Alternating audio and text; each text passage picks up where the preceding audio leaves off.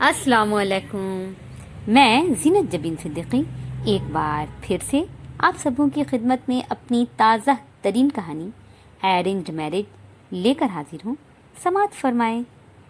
कुछ शादियाँ पसंद की होती हैं और कुछ शादियाँ नापसंद वाली, मगर मेरी शादी ना तो पसंद की हो रही थी और ना ही नापसंद की इसलिए नहीं हो रही थी कि मैंने अभी तक अनिल को देखा ही नहीं था और बग़ैर देखे मैं उसे नापसंद कैसे कर देती। बग़ैर देखे उसके नाम की हल्दी और मेहंदी दोनों लगा दिया गया था मुझे। मेरी ये शादी पसंद नापसंद की न होकर ज़बरदस्ती की हो रही थी। ज़बरदस्ती की इसलिए कि मैं अनिल को देखे बग़ैर उससे शादी पर तैयार नहीं थी और मम्मी पापा ने इस बार न तो मुझे अनिल से मिलवाया था और न उसके बारे में कुछ बताया था। बस अचानक से हुक्म दिया कि हफ्ते भर में तुम्हारी शादी हो रही है। मैं तो दंग रह गई।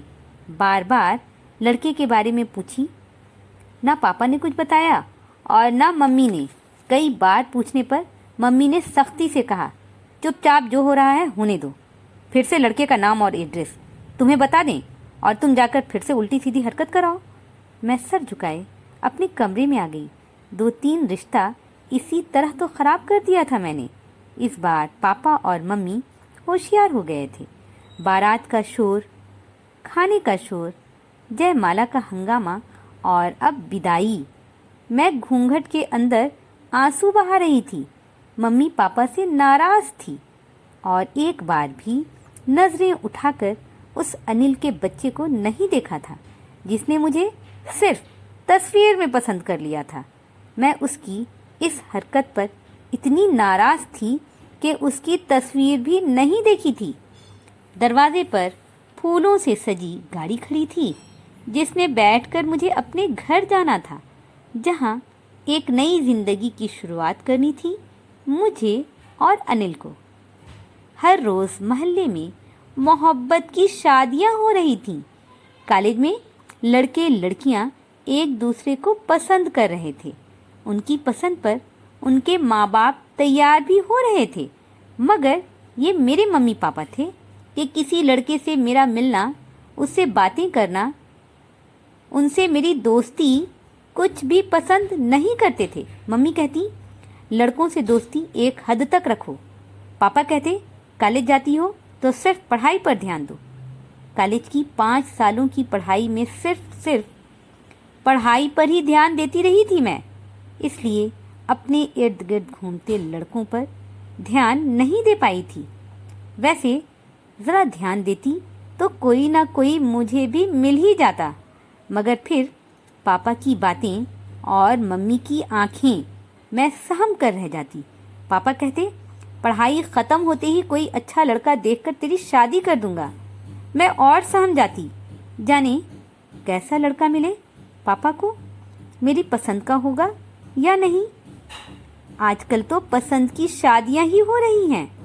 फिर मेरी शादी मेरी पसंद की न होकर पापा की पसंद से होगी।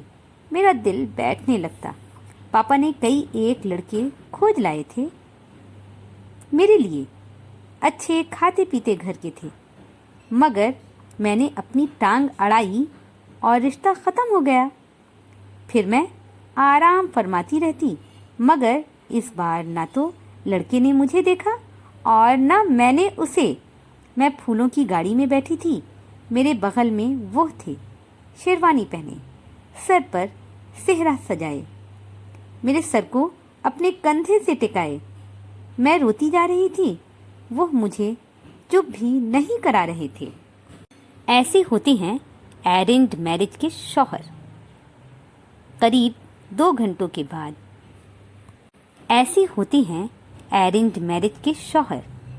मैं दिल में सोचती, रोती जा रही थी। करीब 2 घंटों के बाद मैं अपने नए घर पर थी। फूलों की बारिश में मेरा हाथ थामे वो मेरे साथ चल रहे थे। मैं इन्हें देखना चाह रही थी, मगर घूंघट की आड़ से वो नज़र नहीं आ रहे थे। सास ननंद सब मुझ पर वारी जा रही थी। फिर रस्में शुरू हो गईं। रंगीन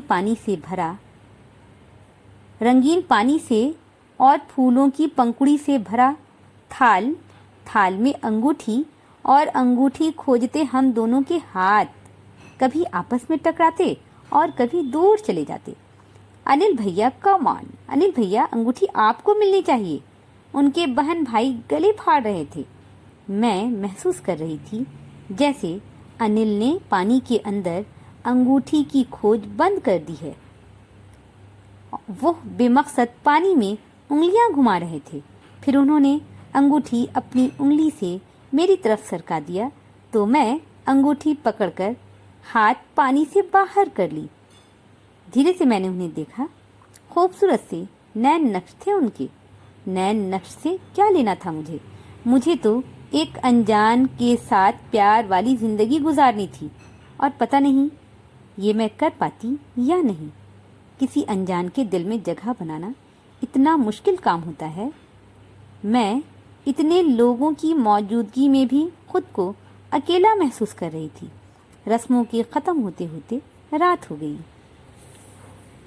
पंडाल में ही जहाँ रस्में हो रही थीं, खाने पीने का इंतज़ाम होने लगा, और धीरे धीरे सब खा पी कर सोने की गर्ज से उठ गए।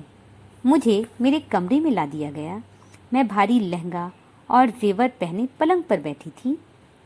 रात के 11 बज गए थे। मुझे मम्मी और पापा याद आ रहे थे। मेरा मन एक बार फिर से उदास हो रहा था।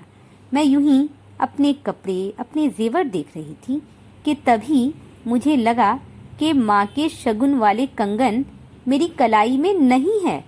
मैंने अपनी सारी चूड़ियाँ चेक कर ली, घूंघट उतारकर पलंग के किनारे पर रख दिया, खड़ी होकर लहंगे को हौले से झाड़ा, मगर कंगन नहीं था।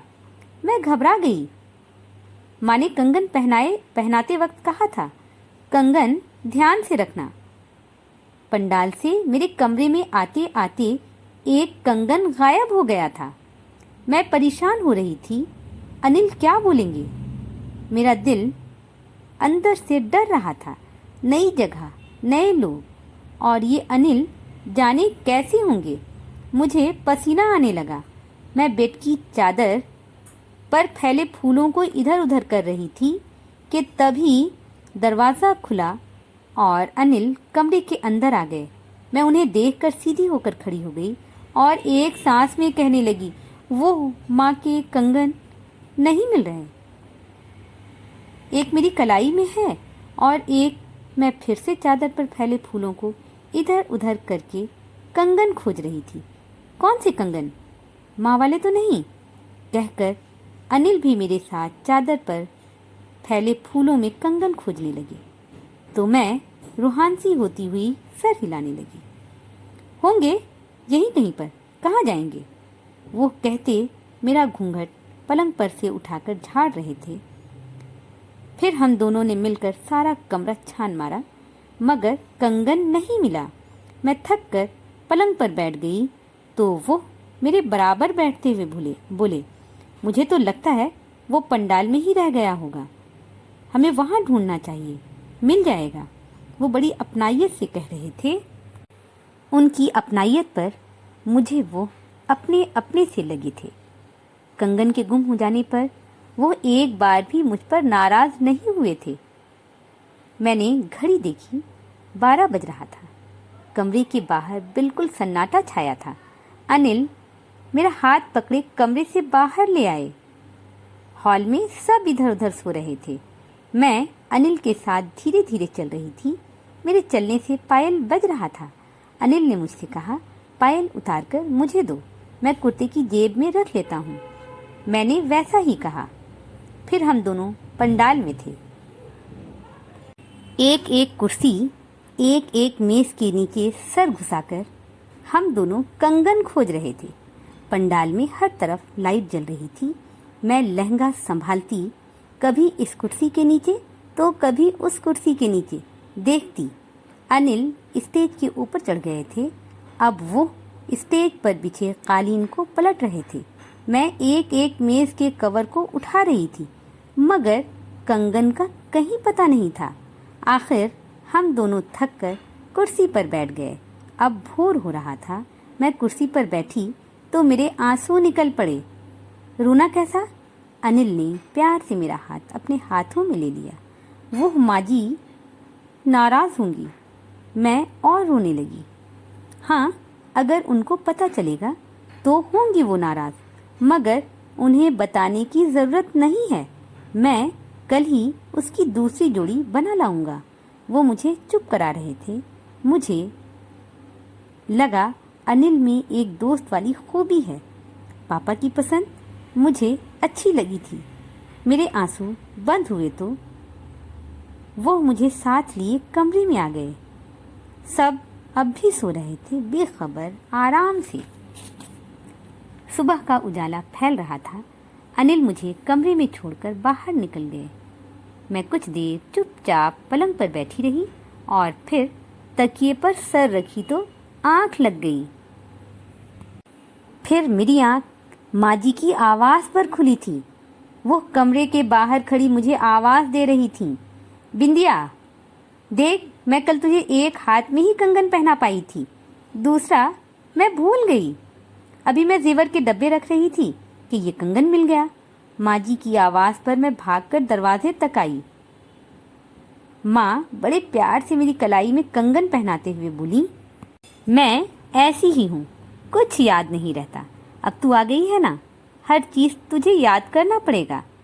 वो मेरे माथे को चूमकर वापस हो गई तो मैं कितनी देर तक खड़ी रह गई। मुझे अनिल से ज़्यादा उन पर प्यार आ रहा था। वो अच्छी थीं, तभी तो अनिल अच्छे थे। मैंने धीरे से अपना कंगन चूम लिया। मेरी आज की कहानी यहीं पर ख़त्म होती है। मैं अपनी ताज़ा तरीन कहानी लेकर जल्द ही दोबारा से आप सबों की खिदमत में हाजिर होती हूँ। जब तक के लिए मुझे इजाज़त दें। अपना ध्यान रखें, अपनों का ध्यान रखें। फ़ी अमानिल्लाह।